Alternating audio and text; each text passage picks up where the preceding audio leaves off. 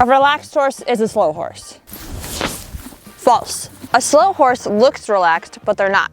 They're shut down, and when they're forced to move faster, they're sluggish and dull, and can occasionally surprise you with a sudden spook, buck, or bolt. This is because a slow horse is a shutdown horse. They've learned to internalize their emotions, and when forced to move faster, they get overwhelmed and overstimulated, and they don't know how to handle their nervous system. A fast horse is a hot horse.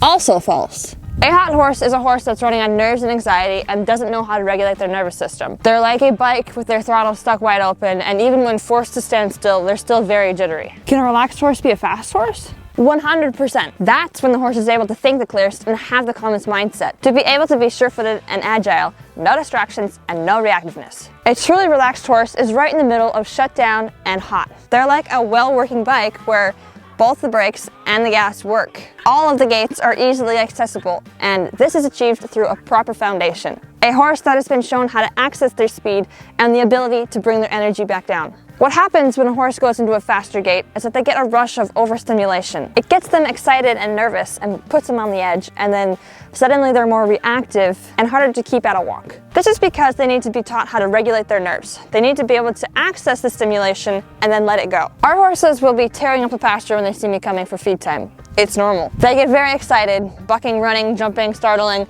They're very stimulated. But as soon as I throw the hay to them, they're all stopping their play, letting out snorts and sighs, and are able to relax and eat. So a minute ago, they were really hot horses, but now they're relaxed.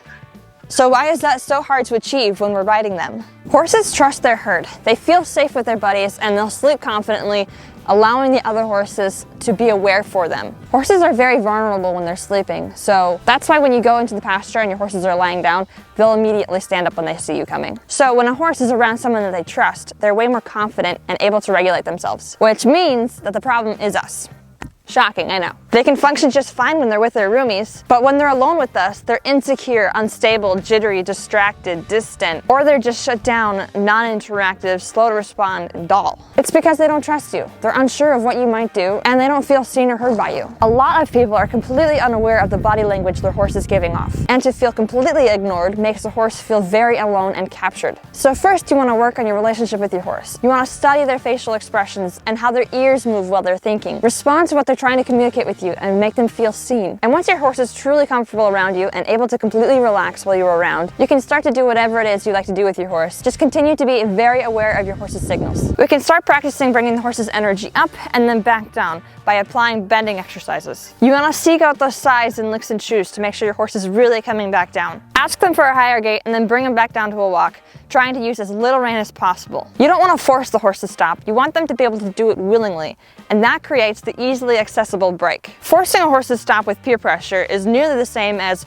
trying to brake your vehicle while still applying the gas pedal. You first need to learn how to let go of your acceleration. When you ask for a stop, do it when you're going towards a fence and then let the fence stop you. Doing these exercises will not only strengthen your relationship and build a better trust with your horse, but you're creating a better athlete. You're creating a healthier horse that'll be able to carry themselves in a fully relaxed manner. They'll be able to build a better top line and develop the correct muscles because they won't be feeling tense anymore. So yes, in a nutshell, a relaxed horse is the fastest horse. That is it for this video, guys. I hope you guys enjoyed this video. If you did, give it a big like and subscribe.